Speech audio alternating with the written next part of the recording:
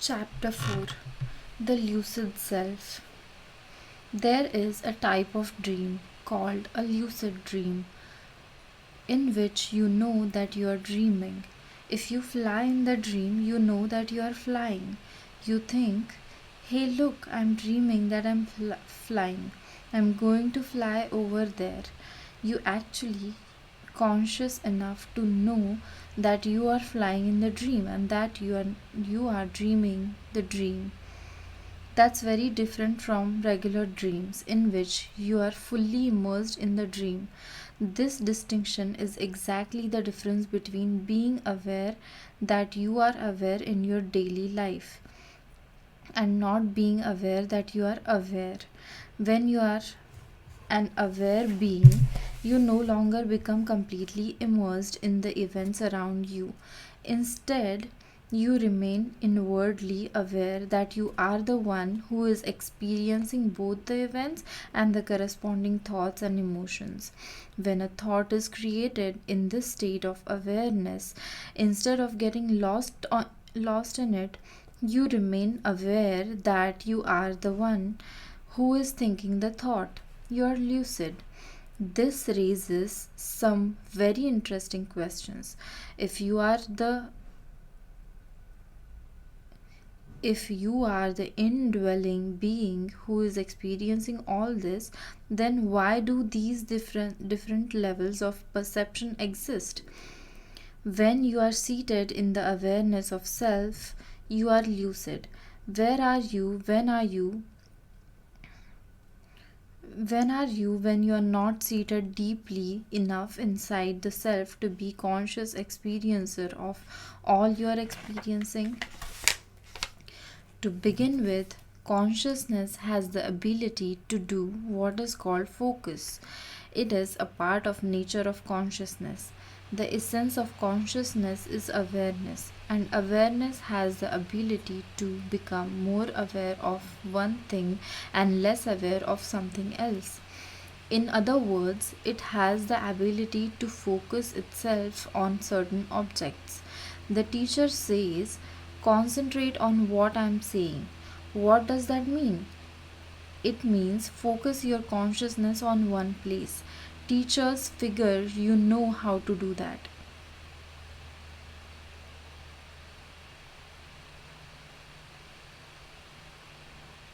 Teachers figure you know how to do that. Who taught you how to do that? What class in high school taught you how to take your consciousness and move it somewhere in order to focus on something? Nobody taught you this.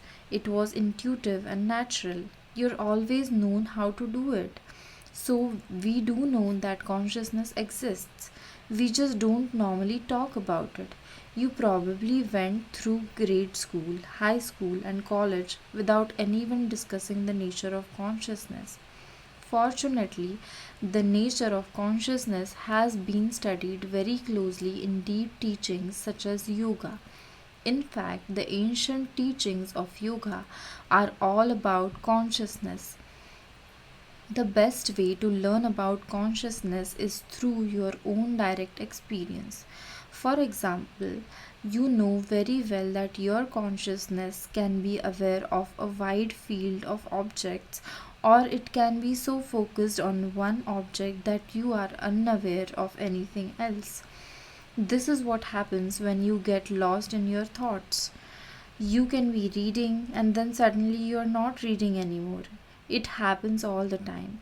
You just start thinking about something else.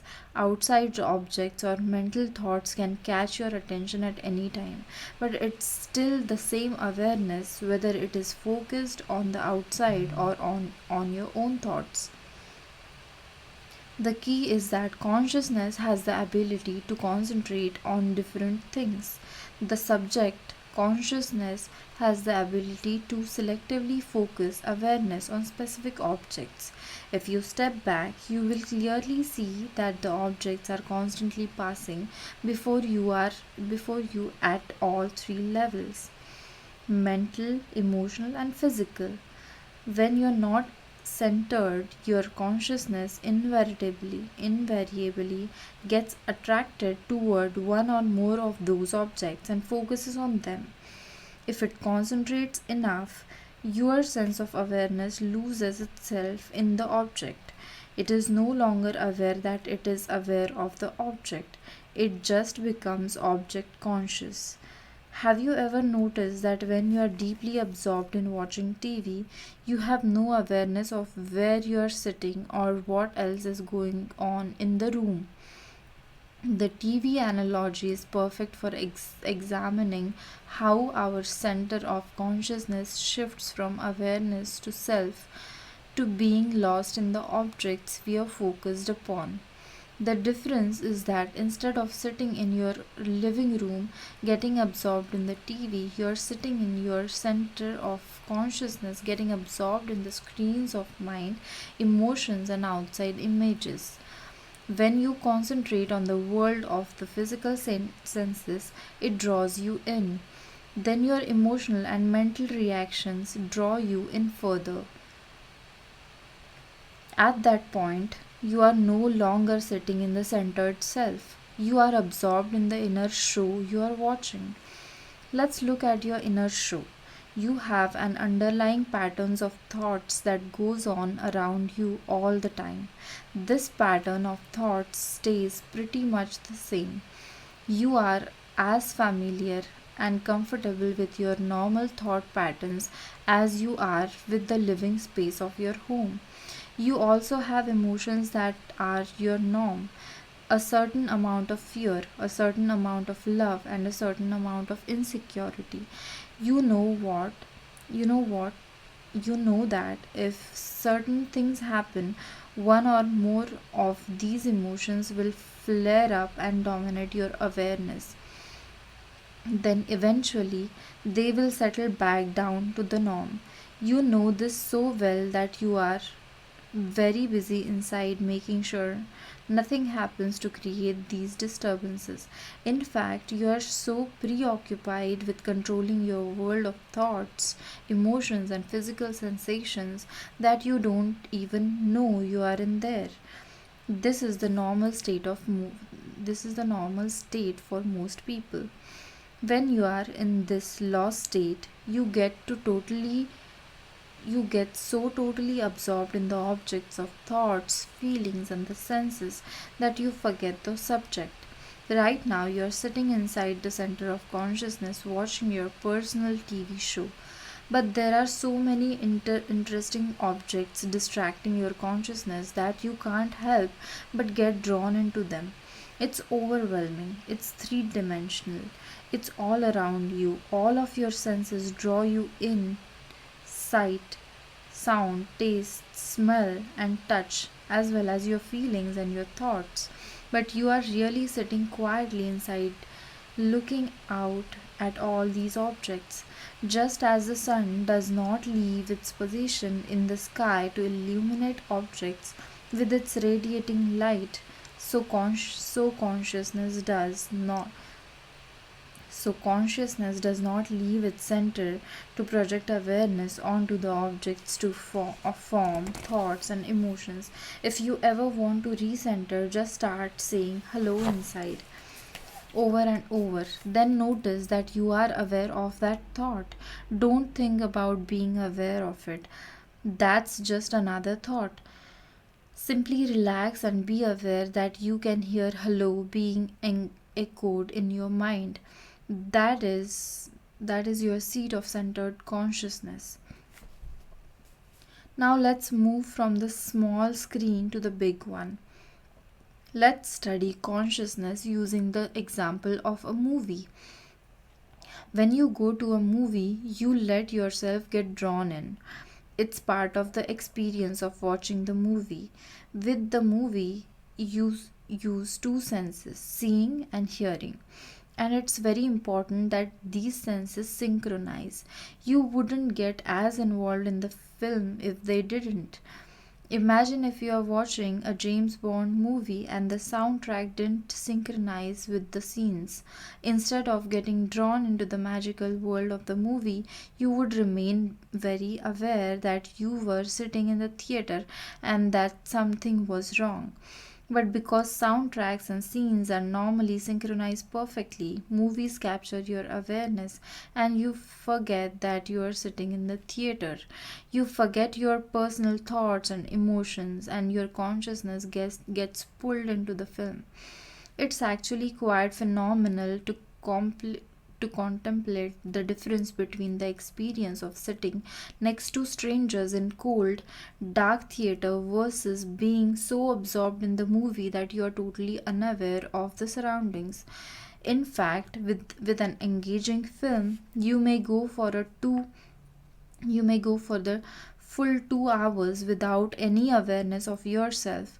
So, the synchronization of sight and sound is very important if your consciousness is to become absorbed in the movie. And that's just two of your senses. What will happen when your experience of a movie includes smell and taste? Imagine that you are experiencing a film in which someone is eating and you taste what they taste and smell what they smell. You would surely get caught in that one. The sensory input has doubled, and therefore the number of objects drawing on your consciousness has also doubled. Sound, sight, taste, smell, and we haven't mentioned the big one yet. Would you even go to a theater that has touch? When they get all five senses working together, you don't stand a chance. If they all synchronize, you will be completely absorbed into the experience. But then again, not necessarily. Imagine you're sitting in the theater, and even with this overwhelming sensory experience, you still become bored with the movie. It just isn't capturing your attention, so your thoughts start to wander. You begin thinking about what you will do when you get home. You start thinking about something that happened to you in the past. After a while, you're so lost in your thoughts that you are hardly aware that you are watching a movie. This occurs despite the fact that your five senses are still sending you all these movie messages. This can only happen because your thoughts can still occur independently of the movie. They provide an alternative place for the consciousness to focus.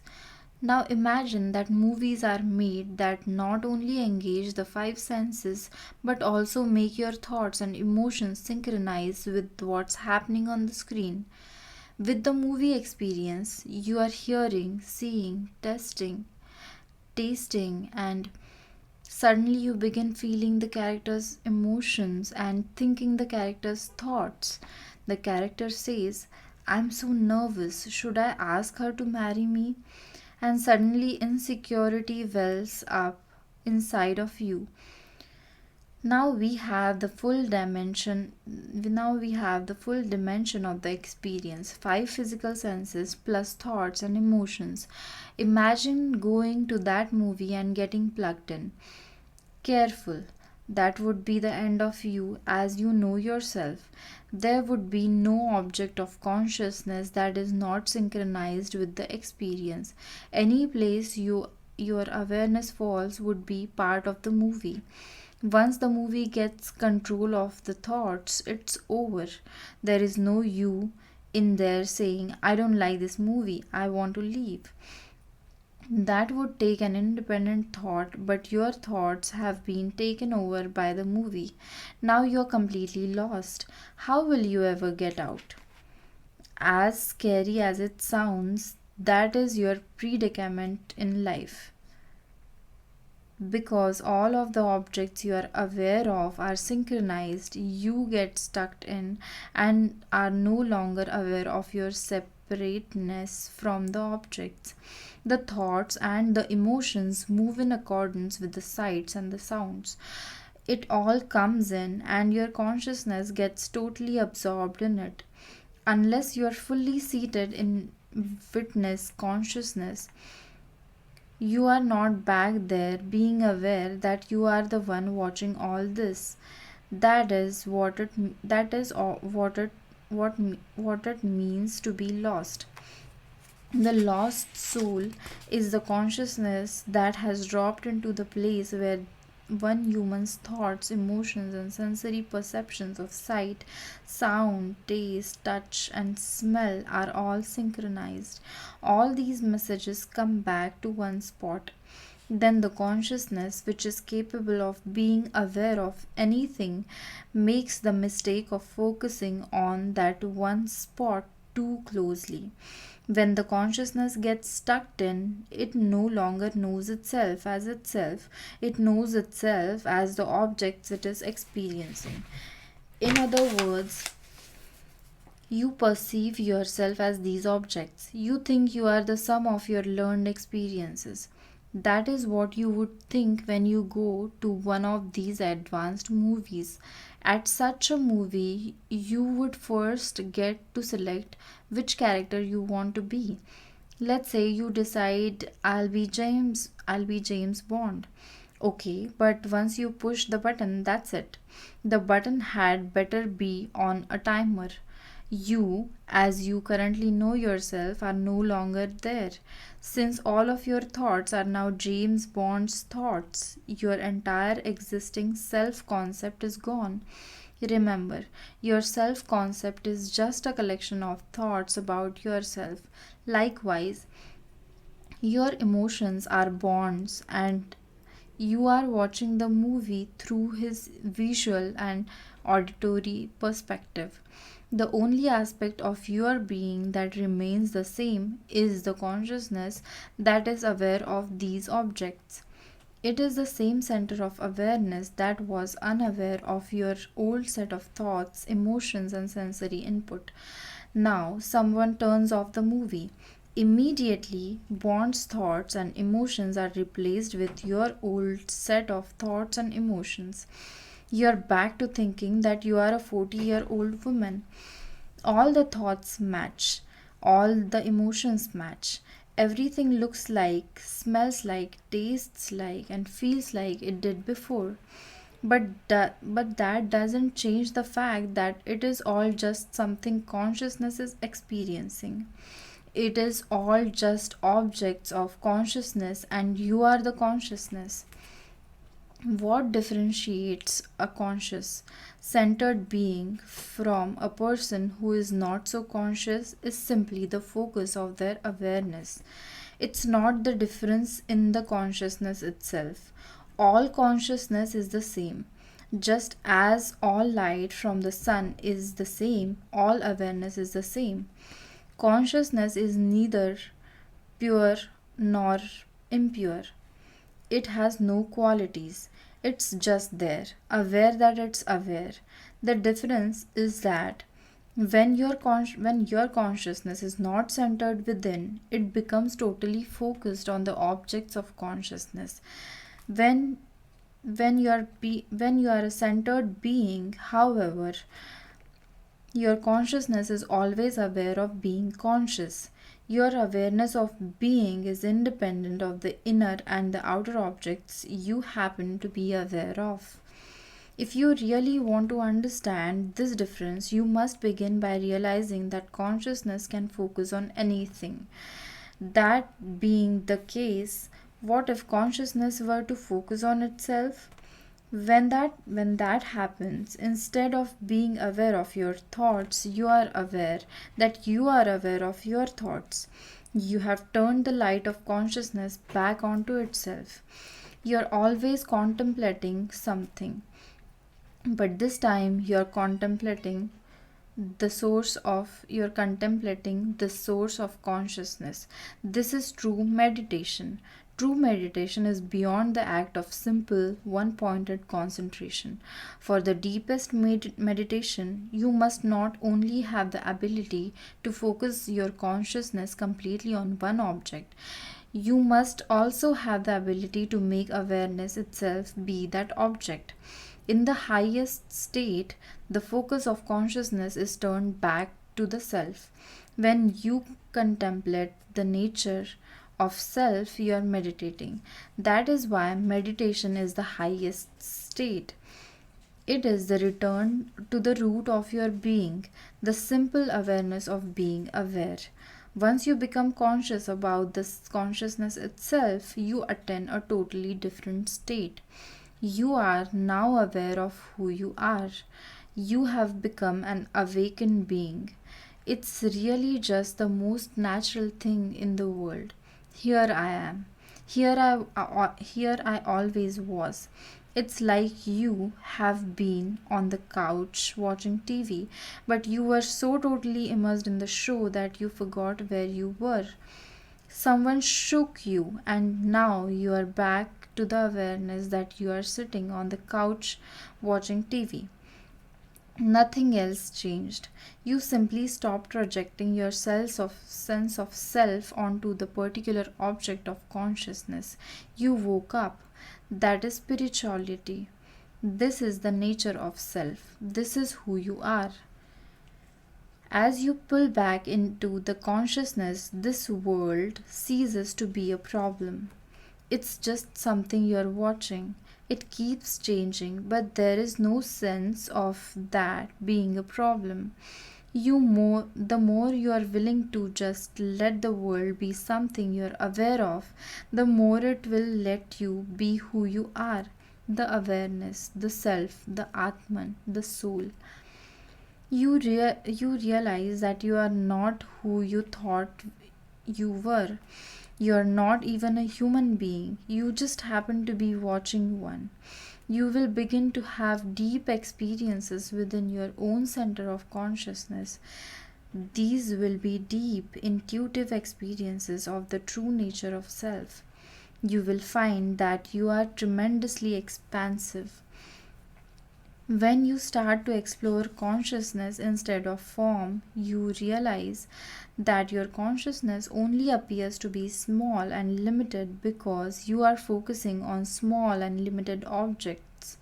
That's exactly what happens when you are focusing solely on the TV. There's nothing else in the world. If you pull back, however, you can see the whole room, including the TV. Likewise, instead of just focusing so intently on this one human being's thoughts, emotions, and sensory world, you can pull back and see everything. You can move from the finite to infinite. Isn't this what they have been trying to tell us? Christ, Buddha, and the great saints and sages of all time and all religions.